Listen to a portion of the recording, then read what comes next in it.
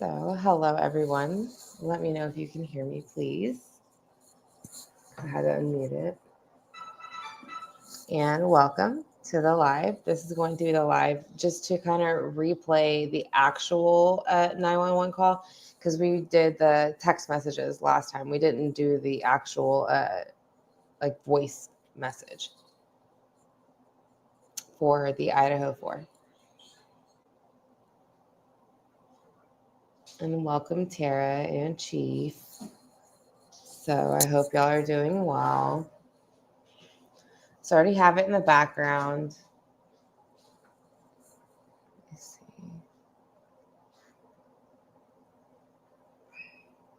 Oh, you're back. Okay. Can you hear me, Tara? Hi, Natalie. How are you? Thank you for coming. I greatly appreciate it. Hi, Tammy, and welcome. So like I was telling everybody, we're just going to kind of listen to the 911 call for the Idaho murders, and then we're going to listen to or discuss more or less some of the video that I released last night about the 7 facts and reasons why I feel that Jerry and Kate McCann had something to do with Madeline's disappearance, and also that Jerry McCann and his friends and the people that he was on the trip with were part of a kind of pedophilia trafficking ring type thing. So we'll get into that later, but right now we're going to do the 911 call first for the Idaho 4.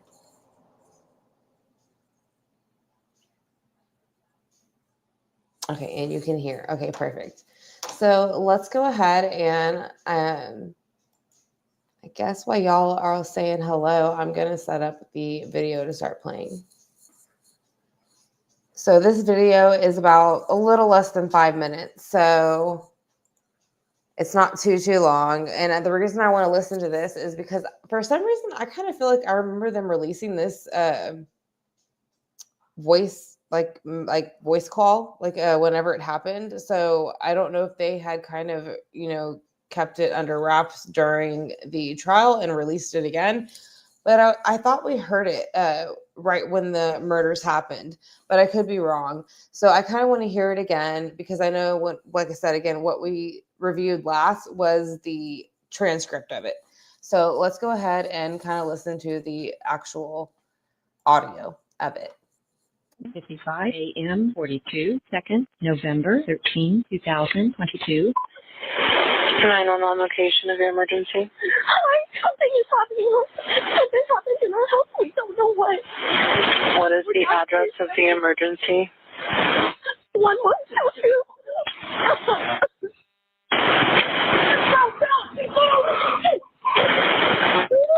What is the rest of the address? Oh, Kings Road. Okay. And is that a house or an apartment? It's a house. Can you repeat the address to make sure that I have it right? I'll talk to you guys. We live at the light, so we're next to them. I need someone to repeat the address for verification. The address, 1122 King Road. And what's the phone number that you're calling from?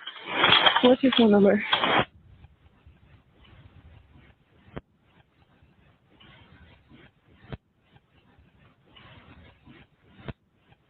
And tell me exactly what's going on. One of the roommates is passed out, and she was drunk last night and she's not waking up. Okay. Oh, and they saw some man in their house last night. Yeah. Hi, and are you with the patient? Okay, I need someone to keep the phone, stop passing it around. Can I just tell you what happened pretty much? What is going on currently? Is someone passed out right now? I don't really know, but pretty much at 4 a.m. Okay, I need to know what's going on right now if someone is passed out. Can you find that out? Yeah, I'll come. Come on, but we gotta go check. But we have to.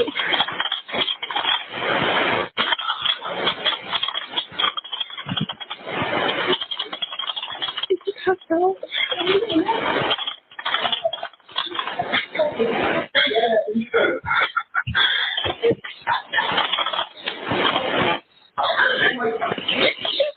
What's wrong? She's not waking up. Okay, one moment. I'm getting help started that way. Okay, thank you.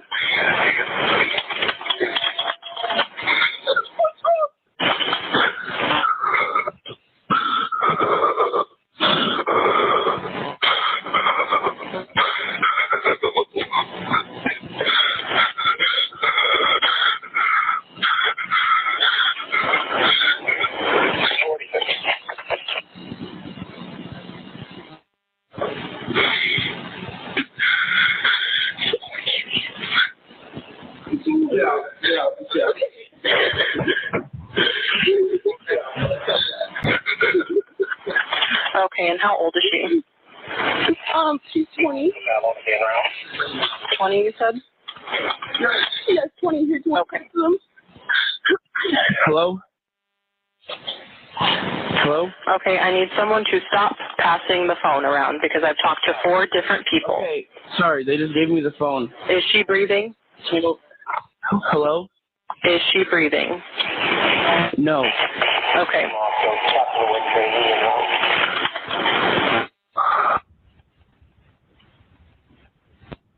You talk to them, say. I can't talk to them. They need you to talk to them. Hello. Okay. I've already sent the ambulance and law enforcement. Stay on the line. If there is a defibrillator available, send someone to get it now and tell me when you have it. Say that again. There's a police here right now. Okay. If there is a defibrillator available, send someone to get it now and tell me when you have it. We don't have one. I think yes. Do you have a defibrillator? Yes, we have one. But are you talking to the officer? Yes. Okay, I'm going to let you go since he's there with you and can help you. Okay, thank you. Bye. Okay. 11:59 a.m. 49 seconds, November 13, 2022.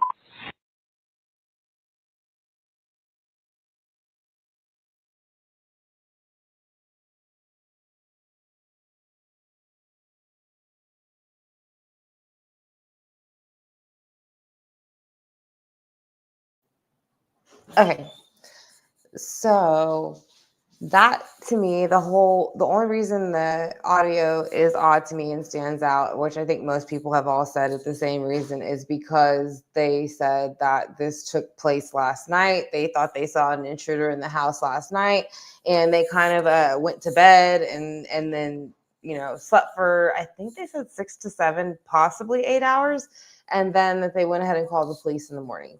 So I think that is what the issue that most people are having.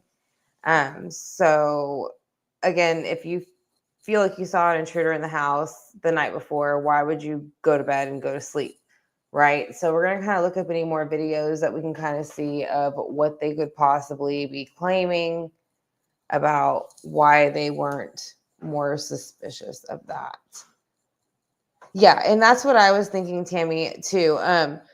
The reason why I think this phone call, and like y'all are saying, what they're saying, that they think that she was asleep and that she OD'd and didn't wake up, that's why I think it's odd, is because there was blood leaking out the side of the house. So if there was blood leaking out the side of the foundation of the house, I'm pretty sure when you were in the house, you could see that there was probably blood everywhere.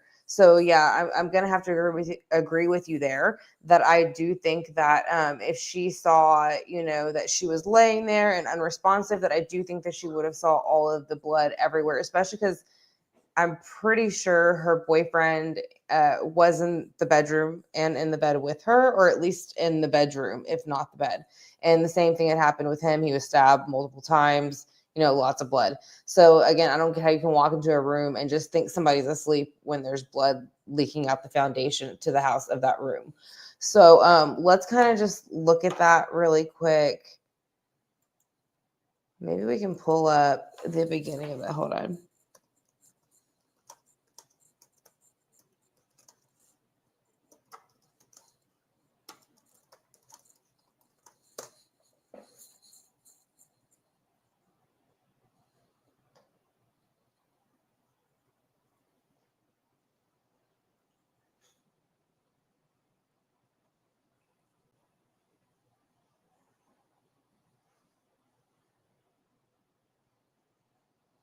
I wonder how much of the footage would still be there too. I actually want to see this one. I want to see where the roommates speak out because I know we did see this in the past, but hold on. Because the roommates are the ones we're kind of looking at, right? They did take so long to call the police and try to get help. So.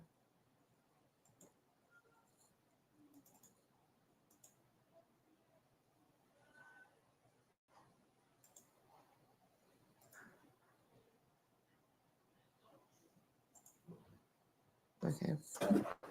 3 weeks later, more questions, few answers, no suspects, as friends remember 4 lives lost. How truly special I felt to be your friend.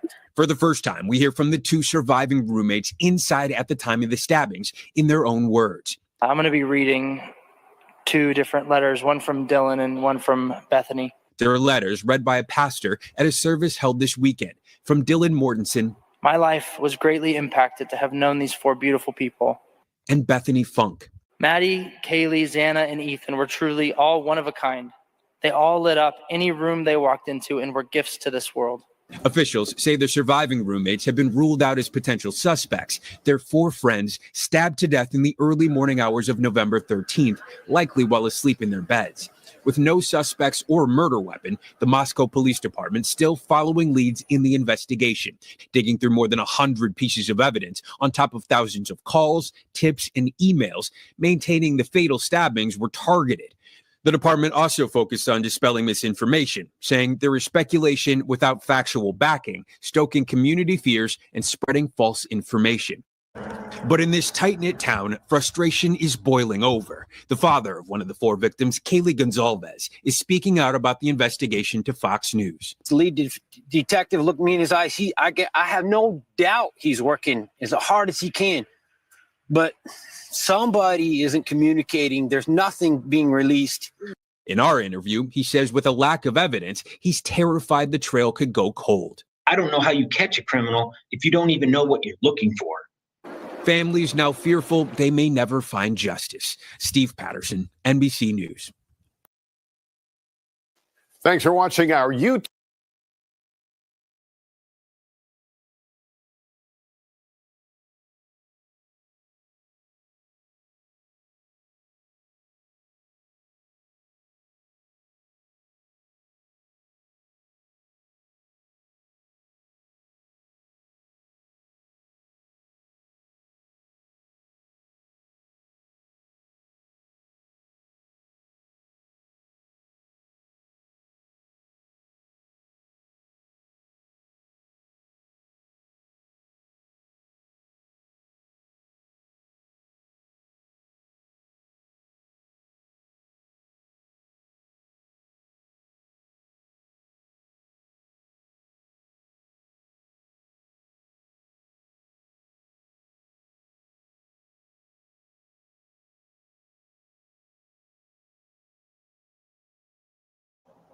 My bad, y'all. Okay, so I'm looking at the Idaho murders, 7 hidden clues, and the 911 call. So I like 7 clues and 7 facts. We'll kind of go ahead and listen to that. So let me see. Got to share it with on this page. Can y'all hear me now?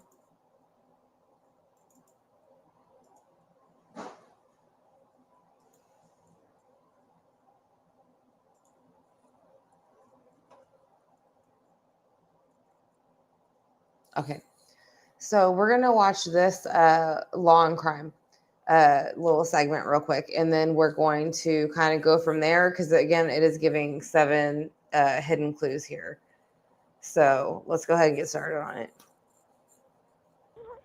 Something happened in our house. We don't know what. A surviving roommate calls 911 from the house on King Road asking for help, but there's more the transcript didn't pick up. I look at the clues the call reveals. I'm Anjanette Levy, and this is Crime Fix.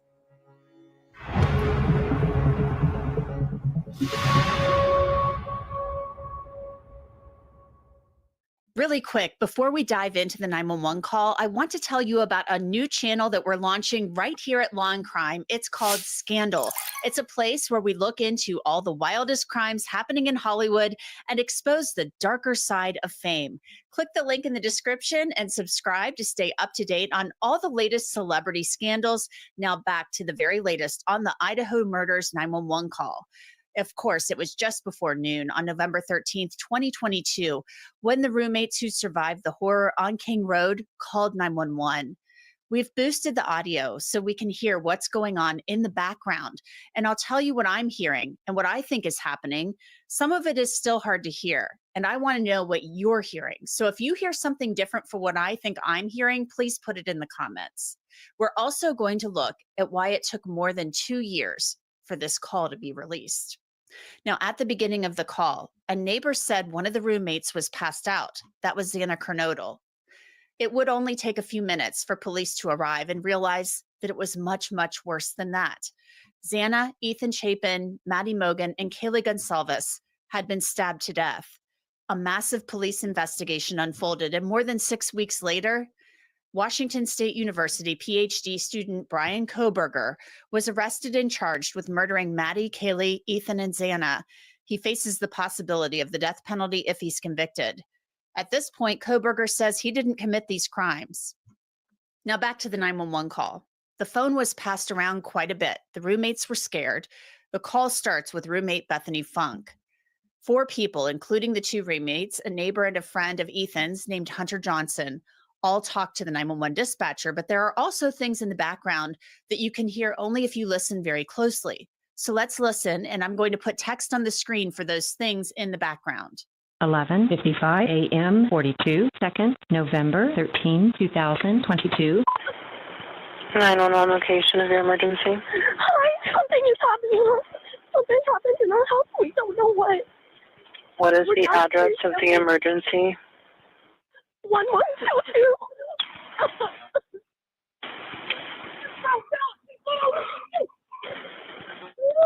What is the rest of the address? Oh, Kings Road. Okay. And is that a house or an apartment? It's a house. Can you repeat the address to make sure that I have it right? I'll talk to you guys. We live at the White, so we're next to them. I need someone to repeat the address for verification. The address, 1122 King Road. And what's the phone number that you're calling from? What? 3731.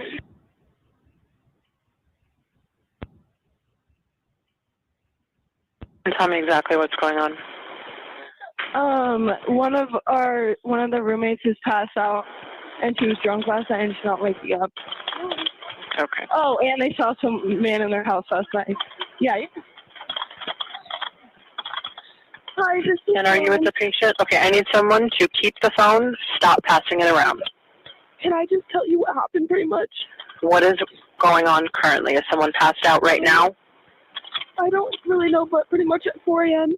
Okay, I need to know what's going on right now if someone is passed out. Can you find that out? Yeah, I'll come. Come on, we gotta go check. But we have to.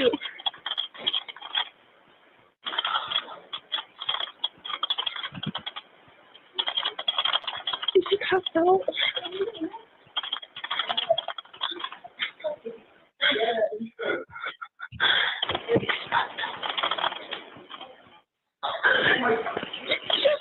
What's wrong? Now, did you hear that? It sounds like a woman in the background is saying, I need to know. And Hunter, the friend of Ethan Chapin's who came over to the house, went up to the second floor of the house and says, Xana, Ethan. And it sounds like he may be knocking on a door. And to be clear, this is what it sounds like to me. The roommate, Dylan, who saw the man in the house, is the one on the phone. And it sounds like she says, please be passed out. And Hunter then says again, Xana, wake up. I'm going to play that portion of the call again. Okay, I need to know what's going on right now if someone is passed out. Can you find that out? Yeah, I'll come. Come on, we gotta go check. But we have to.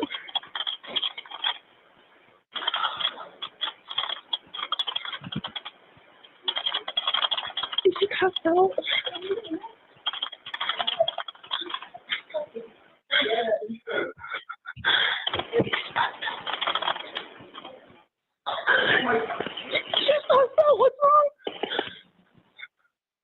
He's not waking up.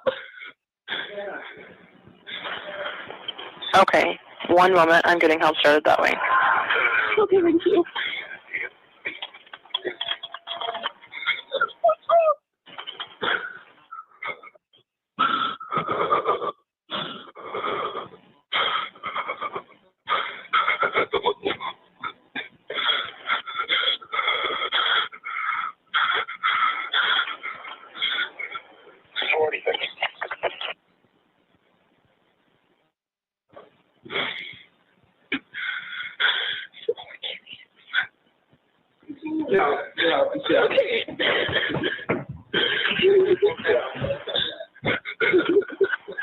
Okay, and how old is she?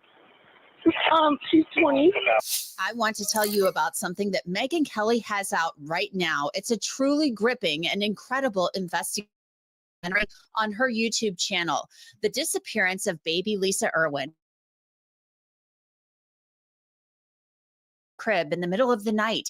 And could she possibly still be alive?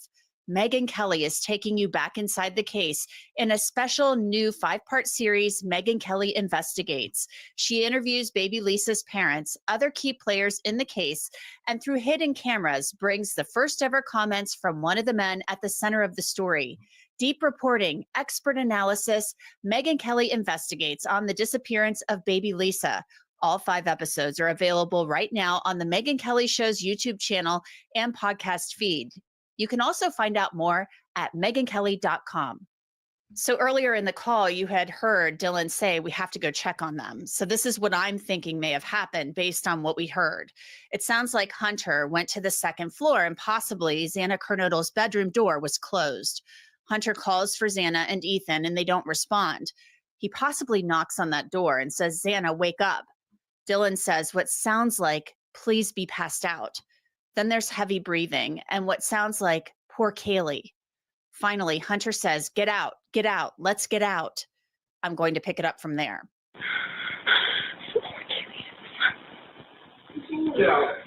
Okay.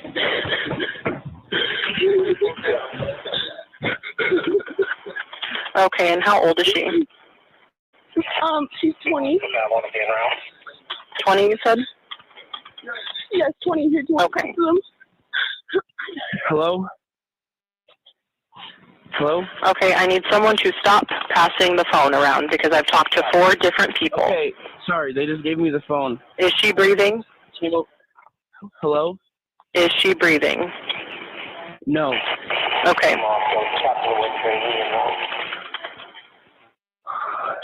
Bethany, Dylan, I need you to keep talking to them, okay? I can't talk to them. They need you to talk to them. Hello. Okay. I've already sent the ambulance and law enforcement. Stay on the line. If there is a defibrillator available, send someone to get it now and tell me when you have it. Say that again? There's a police here right now. Okay. If there is a defibrillator available, send someone to get it now and tell me when you have it. We don't have one. I think yes. Do you have a defibrillator? Yes, we have one. Are you talking to the officer? Yes. Okay, I'm going to let you go since he's there with you and can help you. Okay, thank you. Bye. Okay. Now, from what I can gather from the 911 call, it does not sound like Hunter went to the 3rd floor where Kaylee Gonsalves and Maddie Mogan were found dead in Maddie's bed. Kaylee's father, Steve Gonsalves, spoke to News Nation about the audio of the call and what Hunter Johnson told him. I talked to Hunter directly, and it sucks. He had a broken soul. This is a man who's seen his best friend dead, like dying, like gone. So we exchanged a moment and I talked to him, and he was trying to protect everyone in that house to not go through what was overwhelming him at the moment. So I don't know about the details of upstairs, downstairs, door open, door not. But in the bigger picture, does it really matter? He was literally just responding to what he probably thought was a prank, thinking his friend, his best buddy, had these girls rolling. And he showed up there and he seen the opposite of a prank. And I seen it in his eyes. He was broken. He was very broken from what he had seen. Well, did Hunter tell you that he was able to open the door to Xana's room and witness Xana and Ethan in there? He told me that went to the door and he was trying to go through that door and he was trying to figure out what was going on in there. It's kind of like what you're hearing with that audio. He announced himself. He said, "Hey, I'm here. What's going on?" But they didn't respond. And he went in there. He seen something. Steve Gonsalves also talked about dealing with the reality that this even happened in the first place and wanting to protect his family and the survivors. My emotions are really my children and my wife. So I would say that they feel like they're slowly drowning, and I'm the guy that's trying to help them stay from drowning. And these slow leaks, this torturous process that we're going through, they've done a better job. They've responded to our feedback. We have said, hey, the 911 call is not something that we want to turn on TV and actually see. So they have responded. They have done a better job of, this is a community that doesn't know what murder is. They don't have any clue how to handle, public relations. It doesn't really exist. So we're getting through it together, and it's hard to say it's getting better, but they are communicating, and we're trying to protect our children and protect all the families and protect the survivors to make sure that we don't have these trolls that are attacking them for no reason. Steve Gonsalves is referring to people on social media who've questioned whether the surviving roommates had something to do with the murders. They've also been scrutinized for not calling 911 sooner when they were texting about Dylan seeing a man walking through the house, which Bethany didn't seem to believe if you read their texts. The Gonsalveses issued a long statement on Facebook about the 911 call. It reads, "We stand together with all the victims of Idaho, both those we have lost and those who remain, forever marked by a tragedy that no passage of time will ever erase. The 911 call, it is not the neatly rehearsed dialogue of a well-crafted story, not the polished performance you might expect from a Hollywood script. No, it is raw. It is jagged, a searing, unvarnished truth that no camera could ever hope to capture. Every breath, every cry, every tremor in the voice reveals a reality so cruel, so brutally honest, it cuts deeper than anything fiction could devise." After hearing that call, one thing is clear. Hunter, with his quiet, stoic resolve, protected those girls from a nightmare that no one should ever be forced.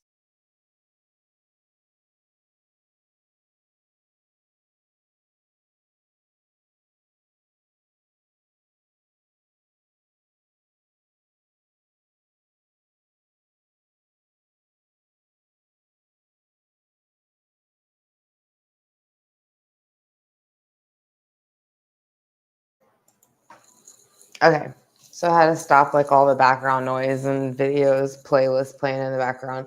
So yeah, that kind of basically was just what I wanted to play for the Idaho 4 murders and just kind of how things keep coming out about that.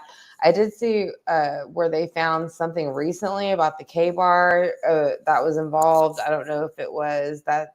I feel like they said they found a picture or a receipt or a purchase of some sort of Brian Koberger's that related to that.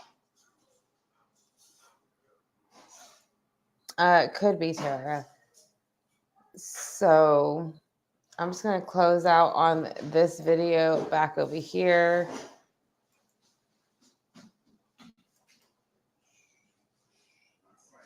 And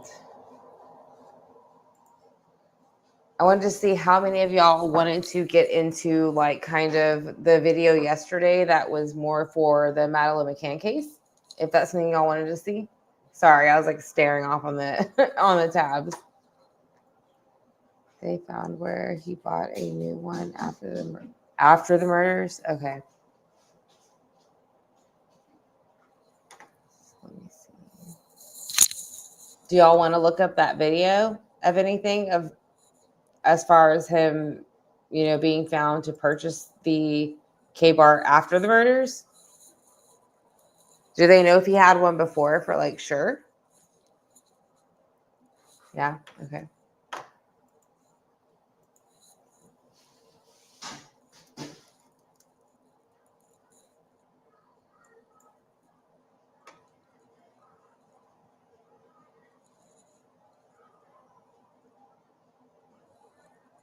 Here it is. 1 second. I just have to add it to the stream, so 1 second, y'all.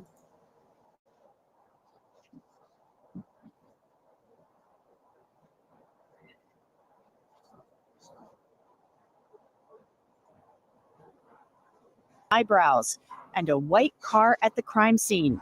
I look at all of it and why Brian Koberger's Amazon account could be important to both sides. Did he buy?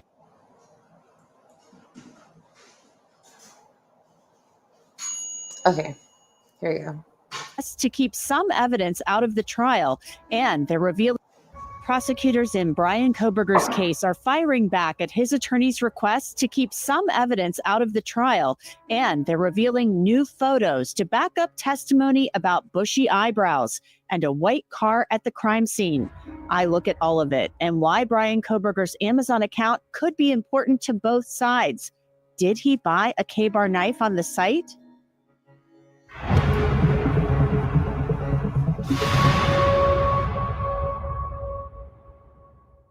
Welcome to Crime Fix. I'm Anjanette Levy, and I just want to let you know you can now watch and listen to Crime Fix on Spotify, so please check us out there.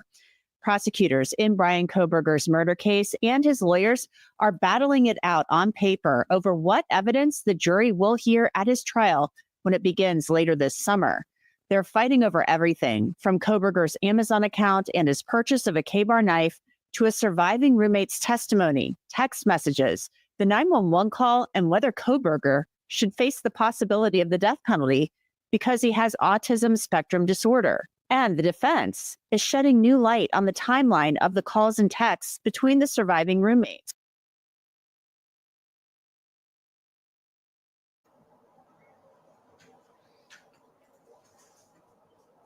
Okay, so the only reason I'm gonna stop it here is just because, like, I don't really know whether, it matters if he has autism or not. I feel like the more that that's starting to come up, the more they're starting to use it in cases like this to try to, possibly save the person from the death penalty or say that they didn't know any better. And I kind of feel like it's just being overused, kind of just like when the Democratic Party was using it, right? It was kind of like they were there to save all the women and the special needs children and the DEI and all that bullshit, right? And all what it boiled down to was they were just pocketing money behind everybody's fucking back, and they weren't giving any of these people anything. Because when Biden was in office, my children who are special needs actually lost their Medicaid. They lost any medical, as far as medicine and things like that, support, dental, anything like that, because they were giving it to the illegals.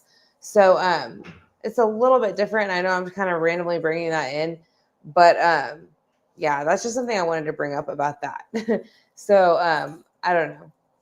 I just think that some of this is a little bit of bullshit with the autism and how they're constantly trying to use it these days for things and play off of people's emotions, just like they were playing off of women and children. But at the same time, they were sticking dudes and women in children's bathrooms, So it just doesn't really make sense to me. And I just wish that they would leave some of that out of it just until they kind of really know the extent of it and if it really plays into it or not.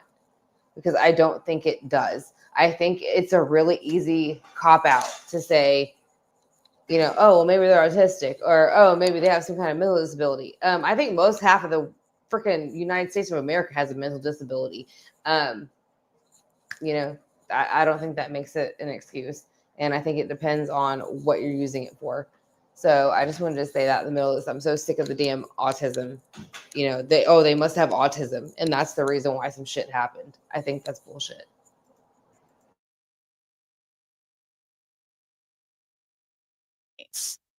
Brian Koberger, he maintains he's innocent. A prior judge entered a not guilty plea on his behalf. to the murders of Maddie Mogen, Kaylee Gonsalves, Ethan Chapin, and Xana Kernodle in the early morning hours of November 13th, 2022. All four had been stabbed to death in the house on King Road near the University of Idaho campus in Moscow.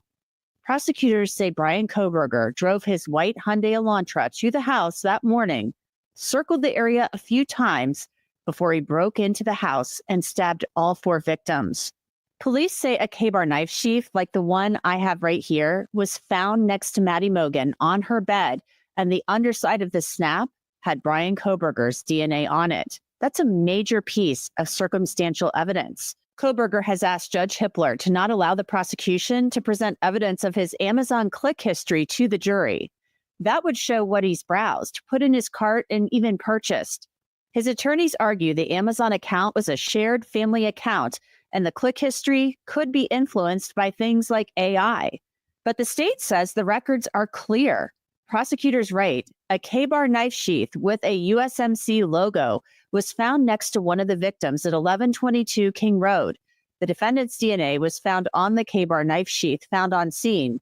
Applying the test for relevancy, first, Kohberger's click activity, which shows a purchase of a K-bar knife and sheath before the homicides, makes it more probable than it would be without the evidence that the K-bar sheath found at the crime scene was Brian Kohberger's. Second, Kohberger's click activity after the homicides makes it more probable than it would be without the evidence that Kohberger had a reason to search for a K-bar knife and sheath after the homicides. These facts are of consequence to determining whether Brian Kohberger committed the homicides at 1122 King Road, the central question before the jury. This evidence is clearly relevant. So right there, prosecutors are finally confirming what has long been suspected and rumored, that Brian Kohberger bought a K-bar knife and sheath on Amazon. And in discussing the search warrant served on Amazon, prosecutors talk about when Kohberger bought that K-bar knife. This included temporal limitations based on the officer's investigation, which limited the search from March 20th, 2022 through March 30th, 2022. Time it was known Brian Kohberger purchased a K-bar knife with sheath and sharpener from Amazon.com, and November 1st, 2022 through December 6, 2022, time right before and after the homicides. Kohberger's entire click history, items not related to knives and accessories, was not relevant. This is a Morgan & Morgan legal alert. Emerging reports reveal that hair color products may not come with clear warnings about potential health risks seen next to a Hyundai Elantra made between the years of 2011 and 2016. Assistant Prosecutor Ashley Jennings writes, the state's expert, Anthony M.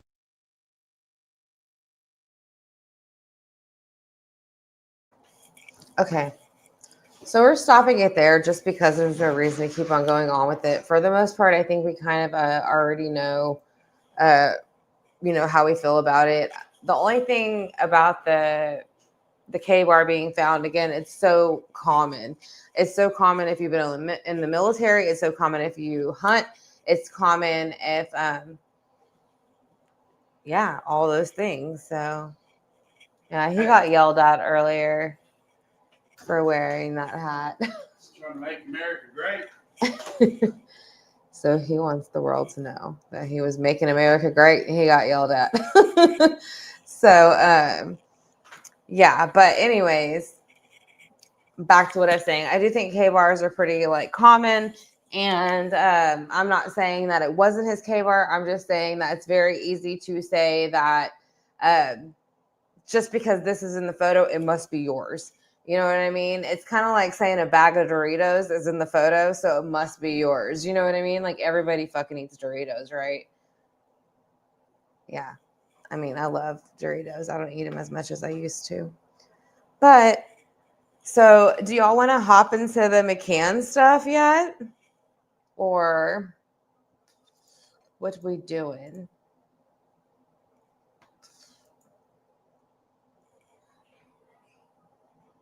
Yeah, he got in trouble. Well, not in trouble. Some lady was pissed about it.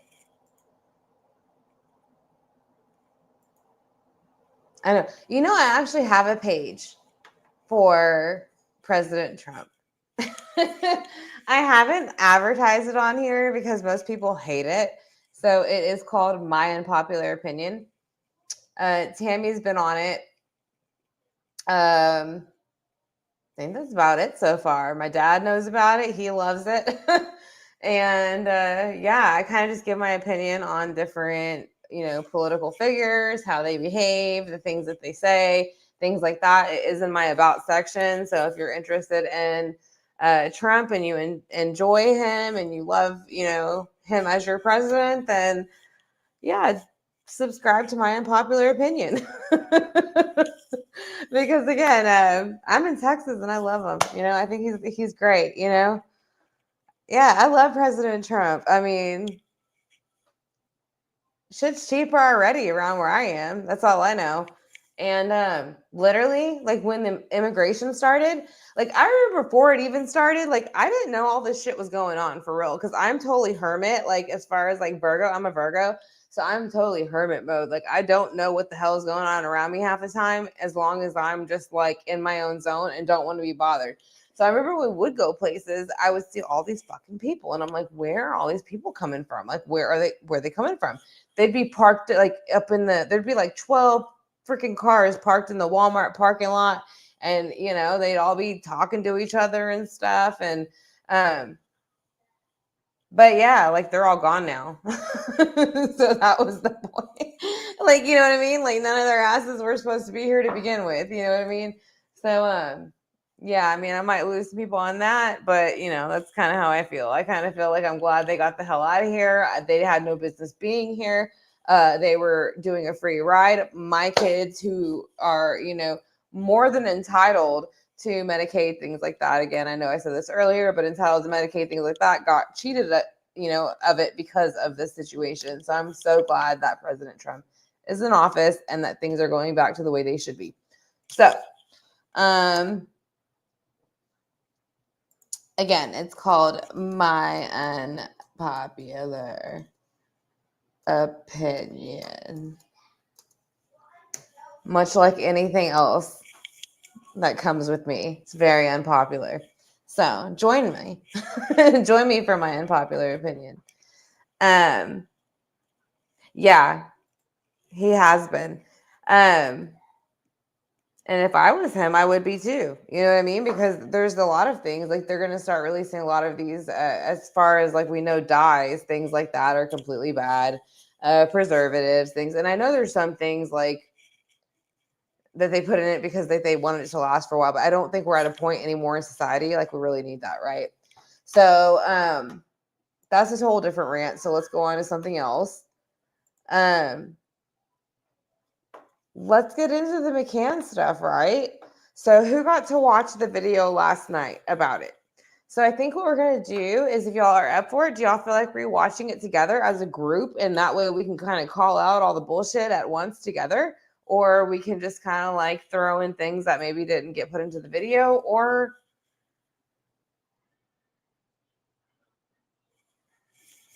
yeah.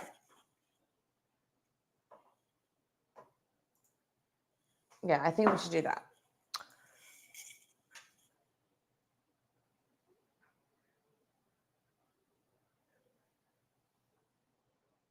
So do y'all want to watch the one that I uploaded last night, or do you want to watch the one that I didn't comment on? And we can just stop it and comment as we want. So it's up to y'all. The one we can stop and comment as we want, people won't, I mean, it's a little bit more free flowing, I guess, in a new form. Either. Okay. So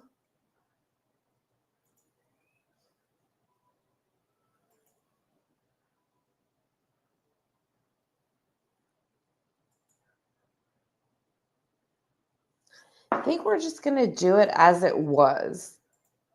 And then we can kind of just stop and comment on it randomly, just because there's little things here and there that I would have stopped if I was doing it like live, but not like recording wise. So 1 second. I'll be right back.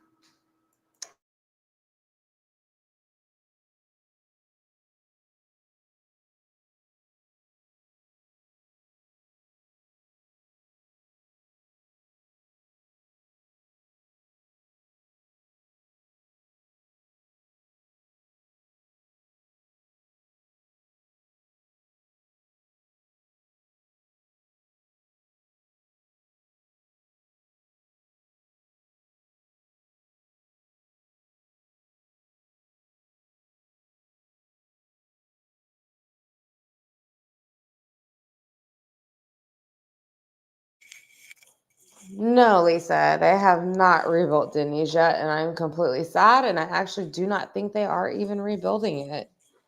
I think that they are doing something else, and it is super sad. So we're gonna have to go up there soon and visit your Denny's because I had no longer have one. And I'd really like some cheese sticks. And they have a specific marinara that I love. But I'll be right back again. About to pull this video up. 1 second, y'all.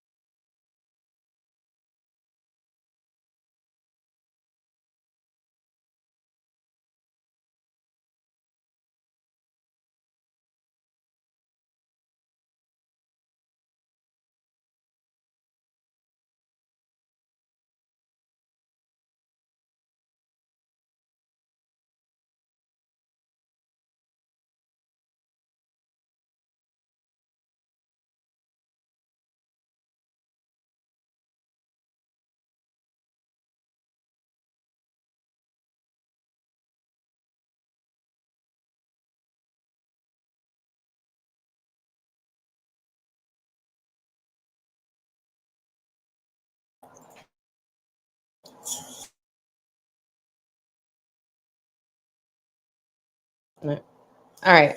Sorry, y'all. I had to give the little one French fries. He was wanting more. So let's get into this interview, though. I don't know what y'all been chatting about. Oh, Chief. Motivational quotes, huh, Chief?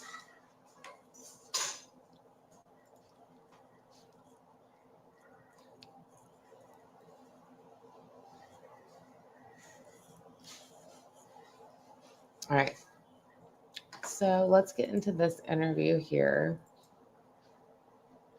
And this is one that we've seen, but we're just going to kind of like pause a little bit more often here and just kind of like call out more of their facial expressions. I was going to do that in the one yesterday, but I'd rather do like facts and reasons and like clues in the one yesterday. So let's get started. Have lived a never-ending ordeal, and they still don't know when or if it'll ever end. It began on a family holiday in Portugal when Madeline, their 4-year-old daughter, simply vanished. She hasn't been seen since.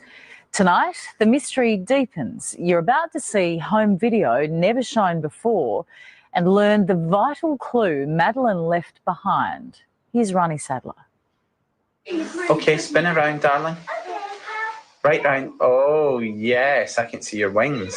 It's a big smile. Ah, yes. One more. Big smile. That's pretty. She was an incredibly beautiful baby, actually. You sound like the most biased parent on the planet now, but she was just really compact and just a really kind of nice, round, perfect head, and and then she opened her mouth, and the whole world knew she was with us. But she had McCann level volume. There's no doubt about that. And as we most know, if your child is missing and they have been missing for quite a while, you're more than likely not going to call out the things that annoyed you about them. So they can kind of like laugh it off and stuff and say, oh, she was just McCann level volume. But that just means basically she was really fucking loud and annoyed me. So they say this in a lot of interviews. So, it's just kind of them trying to say it in a funny, playful way. But what they really mean is she was just annoying to them. So I didn't really stop the video yesterday for that because I felt like there was other points to get to that were a little bit more important. So let's go ahead and get into some more. Clap your hands together. 1, 2,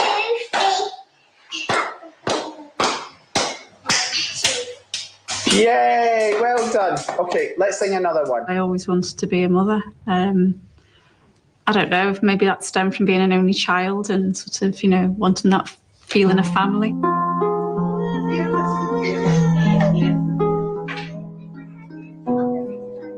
Madeline was the daughter Kate and Jerry McCann always wanted. For years, Kate struggled to fall pregnant, so when Madeline came along, they felt blessed. They loved to photograph her, and she loved being photographed.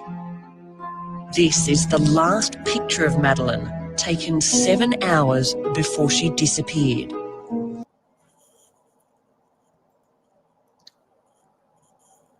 And as far as them saying that Madeline loved to be photographed, they took lots of photographs of her. I think that was their kind of own thing that they did on their own. I don't think it was really something that she probably demanded much of. I think it was something that they kind of like pushed and something they wanted, things like that. So I do think they are trying to kind of maybe like project their own thoughts and feelings onto what Madeline wanted and what Madeline was asking for.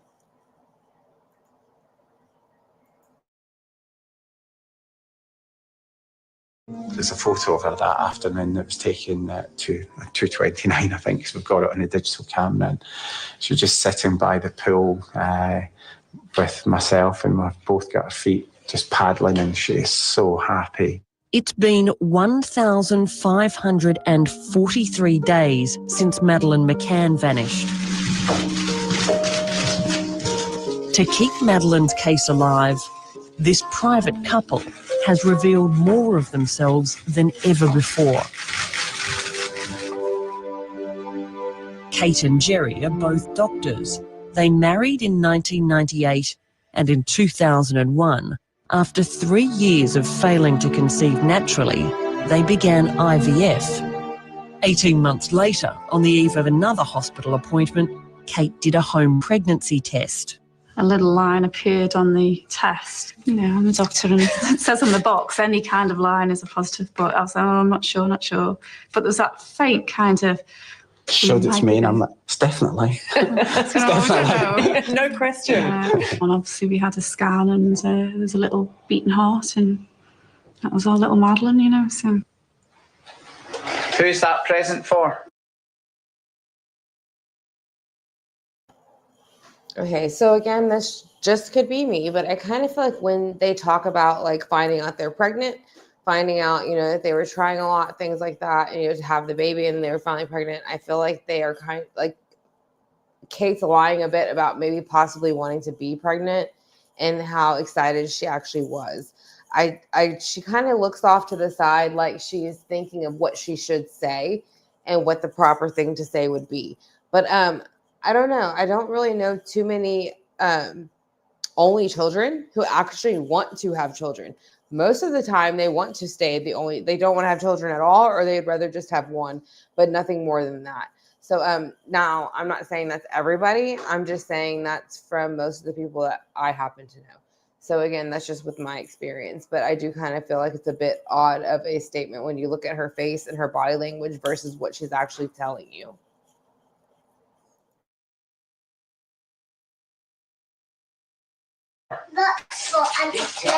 Are we going to post it today? No. We are. There's my letter. Who says Say yes, Daddy. Yes, Daddy. Okay. And then, in May 2003, 3 became 5. When she first saw the twins, she was just ecstatic, absolutely ecstatic. Oh, we took a very big tonics. Santa must have been toys. Oh, Alice. Felt blessed, really, at that time. You say the family felt really complete. You know, we did feel incredibly lucky.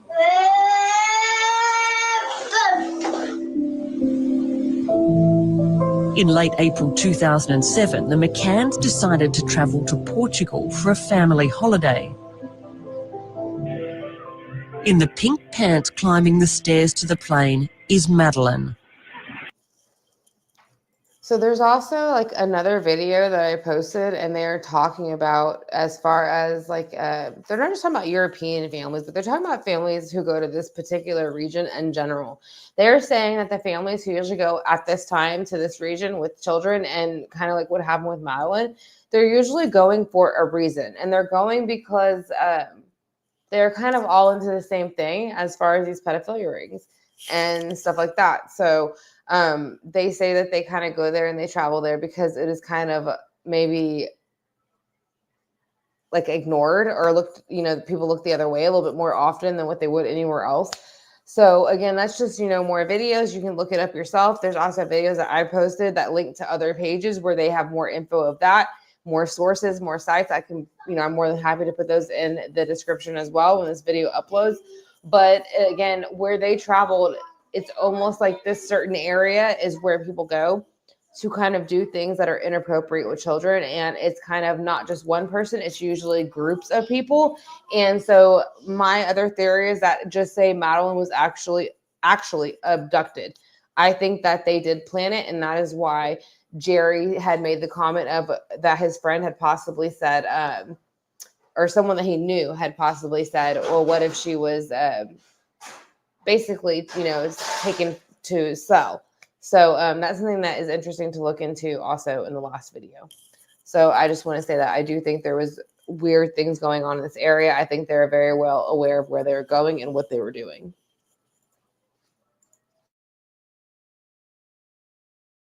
Oopsie, you all right? It was the McCann's first overseas holiday as a family, and they went with 3 other couples.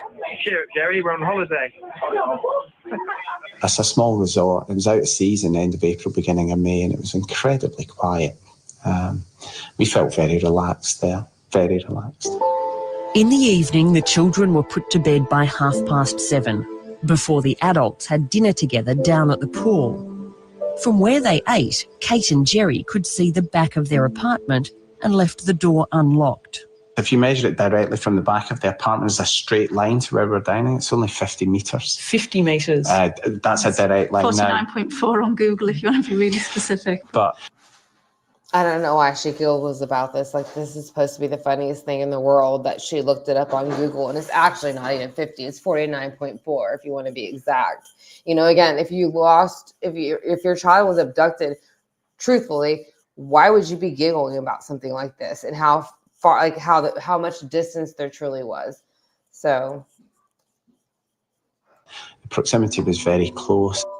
Madeline and the twins slept in a room at the front of Villa 5A. Kate and Jerry believed their shuttered bedroom window, overlooking the car park and street, was closed and locked. Every half an hour, the parents would take turns to check on each other's children. We thought that was the best thing. And it seemed to work absolutely.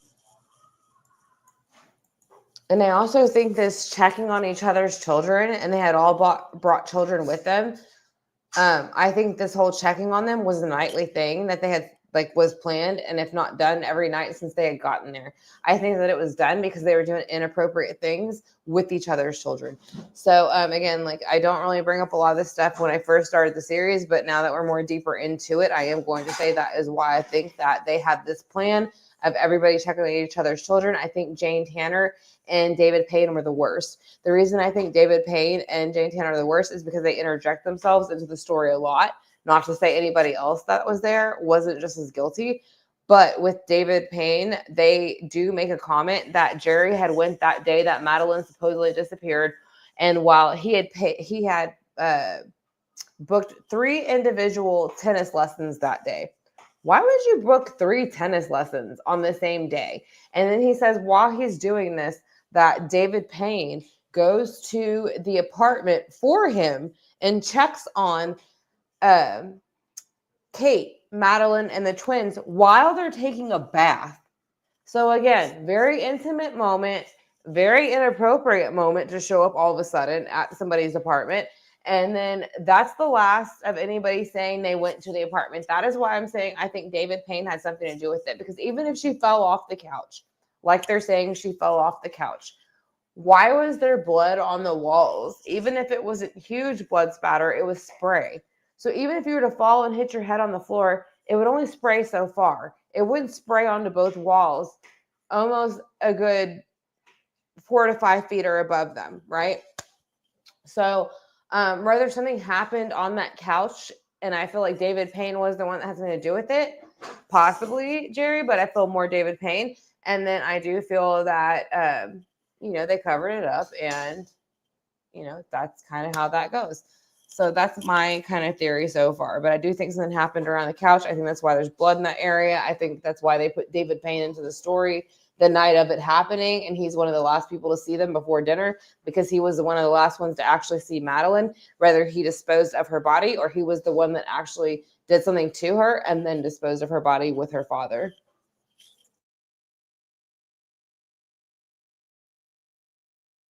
Absolutely fine, and we didn't have any problem right until the Thursday morning when Madeline said, why didn't you come when we cried last night? We thought that's odd. You now think somebody had either tried to get into the room or was in the room and woke them up the night before? It just seems too much of a coincidence that she made that comment and then that happened that night. Looking back now, you think that could have been your one chance to save her? Well, as soon as I discovered that Madeline had been taken, it just hit me straight away what she'd said that morning, and I just thought, oh my God, someone tried the night before. On Thursday night, Kate put her daughter to bed for the last time. But my memory of that evening is really vivid. I mean, she was really tired, but she was just cuddled up on my knee, and we read a story. And we also had some treats. We had some crisps and biscuits. And then after they'd done the usual kind of toilet teeth, we went through to the bedroom and read another story, If You're Happy and You Know It.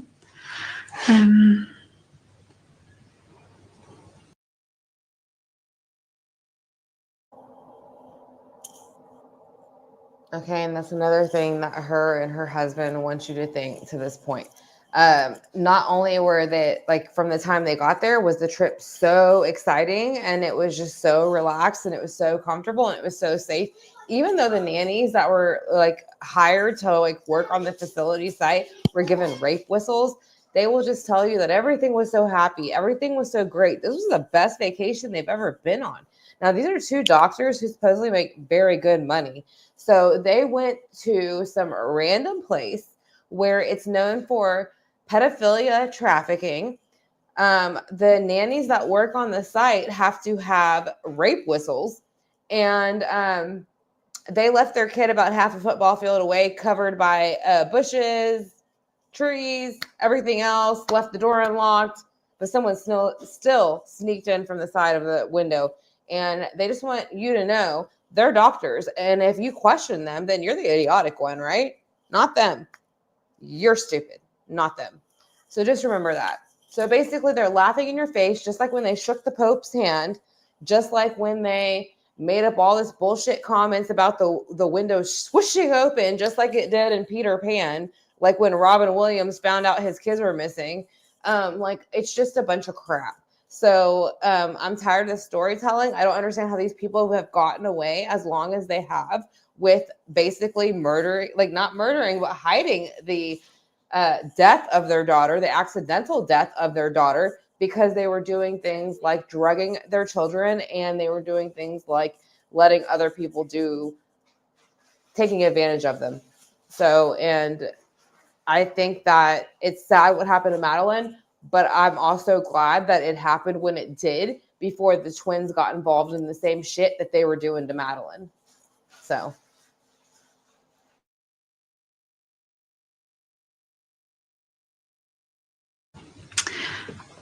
Yeah. At 9.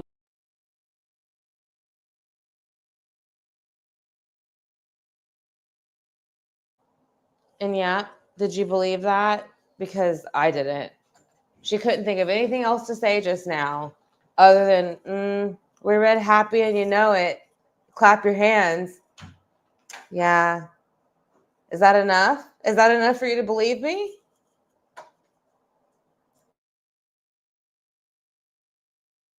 At 9 p.m, Jerry checked on Madeline and the twins. I actually stuck my head round the door and I just lingered for a few seconds and thought how beautiful she was.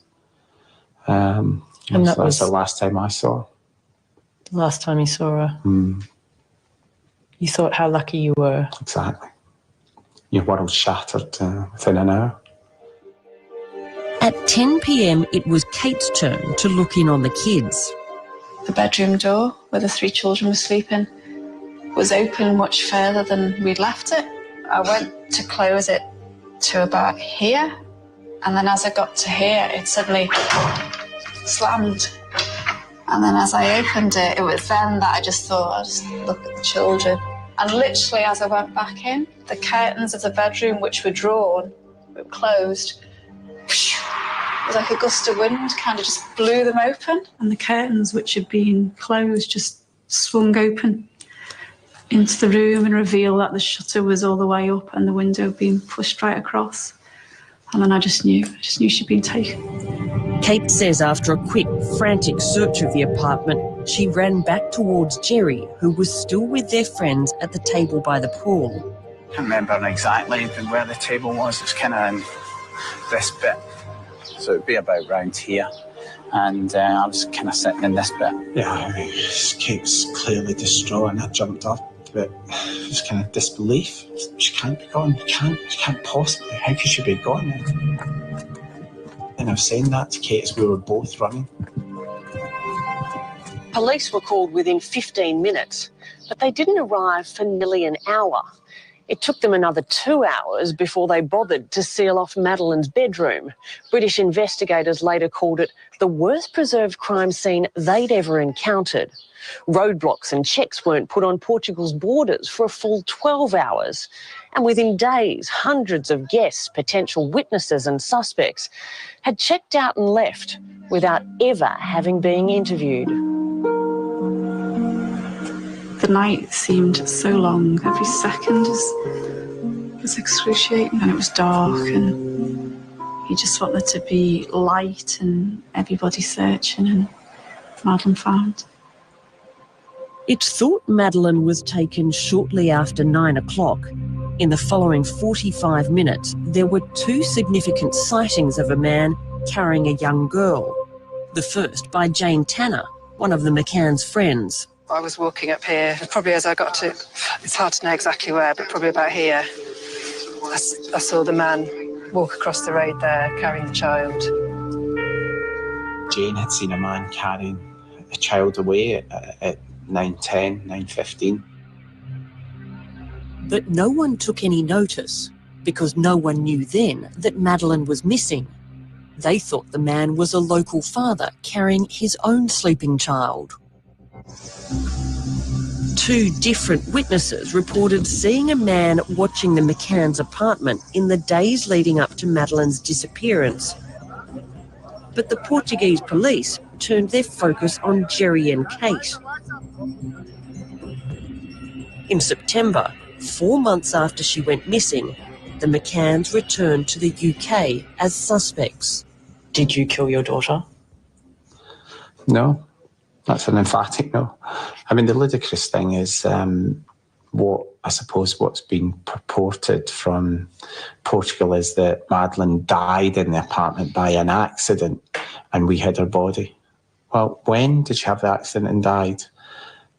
Because the only time she was left unattended was when we were at dinner. So if she died then, how could we have disposed or hidden her body, when there was an immediate threat? It's just nonsense. So, and if she died when we were in the apartment or fell and did, why would we cover that up? And that gets even more ludicrous, that we've obviously hidden her somewhere incredibly well where nobody's found her. Incredibly and we hid her well. so well that we then decided we'd move her in the car, which we hired weeks later. And, it's just ridiculous. When you come back to Portugal, do you feel closer to Madeleine? And although I don't know where Madeleine is, that is the last place that, I saw her and held her, and I guess there's a part of me that still feels connected to her there. So. If Madeleine is alive, she'd now be 8 years old and possibly looks like this. And a reason for not giving up hope comes from this young woman. When Natasha Kampusch was 10, she was abducted near her home in Vienna. Like with Madeleine, the police were slow to act, and as the years passed, they believed she'd either been smuggled across the border by a pedophile ring or killed. But all the while, the whole 8.5 years, she was living in a cellar under this house, just 15 kilometres from her own home. Natasha was kept in a purpose-built dungeon. She was given up for dead by virtually everyone except her mum. My mother always thought that I'd be alive. Then, after nearly 9 years in captivity, her kidnapper finally let his guard down and Natasha escaped. Do you still have nightmares? Sometimes, but I'm looking forward. Mostly I'm looking in the future and not back. Are you confident that you can now live a normal and happy life? I think so, yes. I hope so.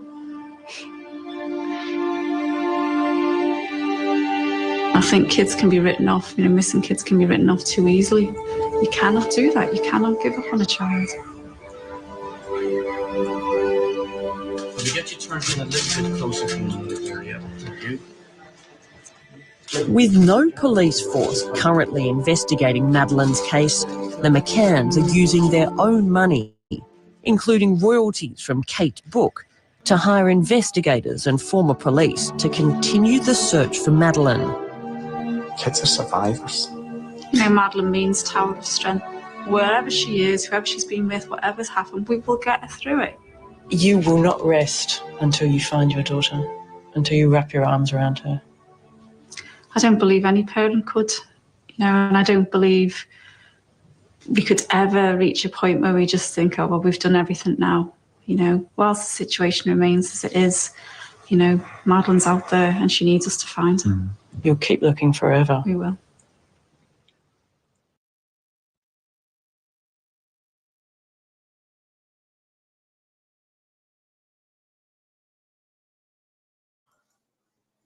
Okay.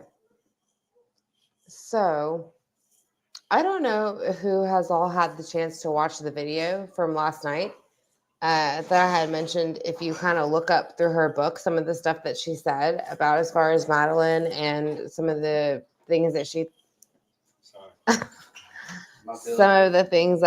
thought could be happening or have happened to her that she thought were just horrid. I tried to pull it up on my computer. It wouldn't let me. So I'm going to see if I can actually just show it on the screen here. because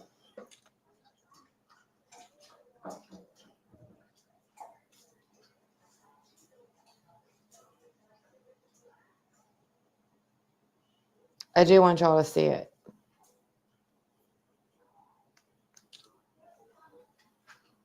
Okay.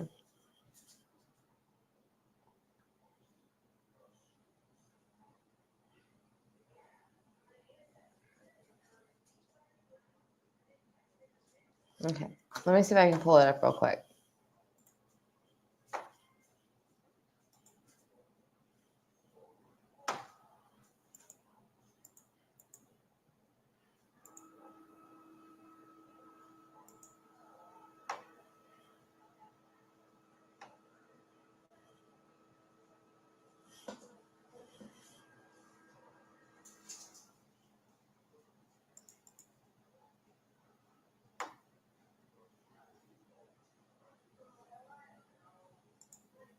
Okay.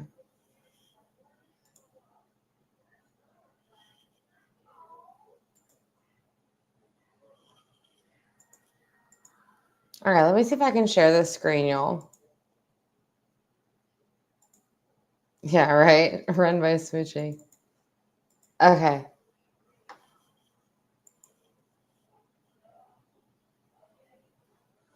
One second. I'm just going to pull the whole thing up and try to zoom in. Because it says what she says about Madeline in it. And I think it's pretty freaking disgusting, being that I don't know if y'all are able to read it or not.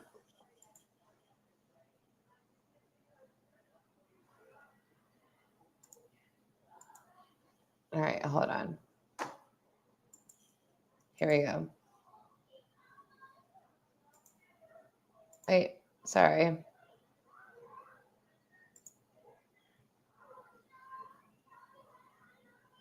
don't know why it won't let me just do it. All right.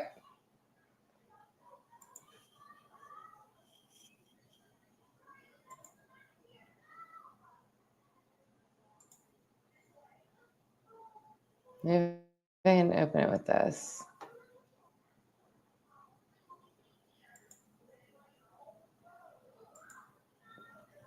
For the most part, can y'all see this pretty well?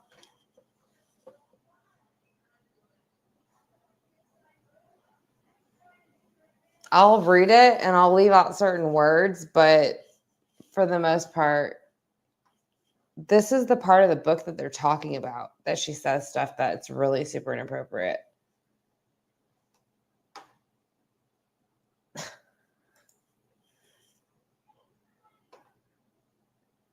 All right, so it said Kate makes several references about her daughter being taken by pedophiles. On page 164, she asked Jerry if he ever thinks of bad things happening to her about a week after her disappearance, and then talks about picturing Madeline's perfect blank being torn, which to me was a really disturbing thing to mention. So that's what I think is weird about the book. That's what I think is weird about her comments. That's what I think is weird, is why would you say something like that? Now, I know, like, if I feel like if something happened to your child, this would obviously be a fear of it, right? But I don't feel like you would write this down in a book for the whole world to see. So I do feel like this is something very kind of odd, disturbing, things kind of making me feel more like whether it's stuff that was going on in their care or it's stuff that they know was going to happen after they handed her over to someone else's care. So that's kind of how I feel about those things being said here.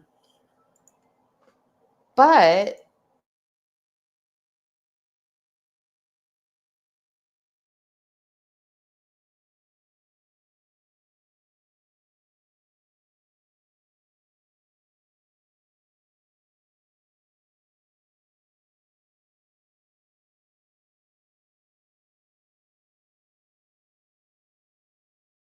all right.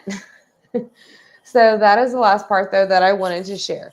So that part of the book is the disturbing part that they were talking about in the documentary, everything else after that, they wanted you to look at that part of the book and see that that's very much not a way that someone who is missing their daughter and very concerned probably would speak, right? So there's that.